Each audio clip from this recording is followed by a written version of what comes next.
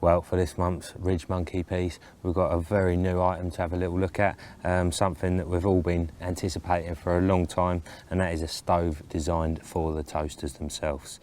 As you can see, it's got a nice squared shape. It's got a nice flat surface so that your pan sits on it,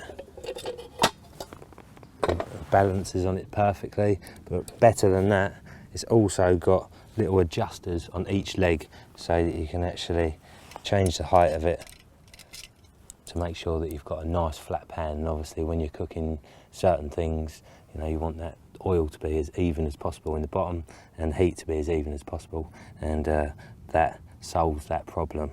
So got something a little bit different to cook for you today. Obviously when you're out on the bank, it's nice to have a little snack here and there.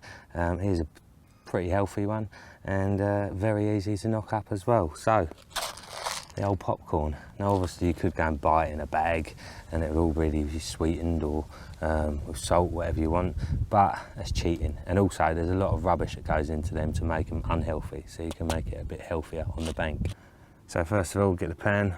I'm going for the combi pan. I was going to do it in the normal RidgeMonkey or the larger one, but I'm thinking this is going to give me a lot more space to work with.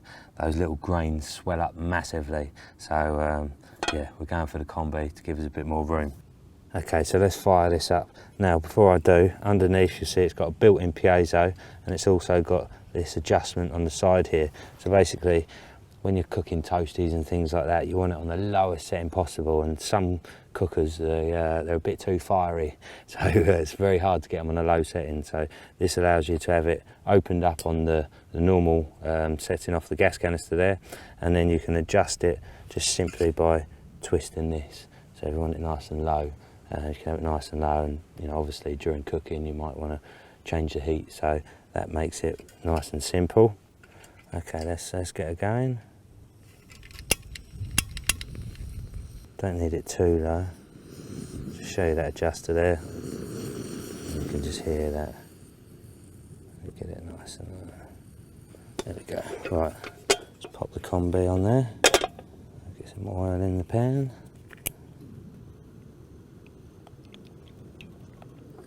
Kind of just about covering the bottom of the pan there. Now we want to get that nice and hot. Now it doesn't need to be stupidly hot, the oil, just warm it up a little bit. Now you've got to be a little bit careful when you're putting this in, because as I mentioned before, you'll be surprised at how much that will swell up. So I've just got a very small amount in there. Let's see how we go with that. Just turn it up a little bit more. And obviously it's just a case of waiting, and after a certain amount of time, when the oil gets to the right heat, and they're going to start popping. Now the popping has begun. Pretty sure, if I remember rightly, it's about 10 seconds. So when the popping, when it gets to the point that there's 10 seconds in between the pops, then it's done. Now this is actually a first. I like to see these things in the supermarket and think, yeah, I'll give that a go, and rather than any normal person, you know, actually testing it before actually doing it on camera, I like to do it live.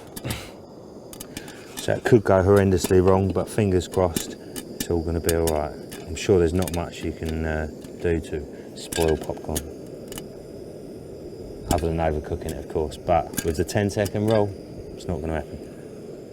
Right, smells like it might be starting to burn a little bit, so I think maybe we should bail out there.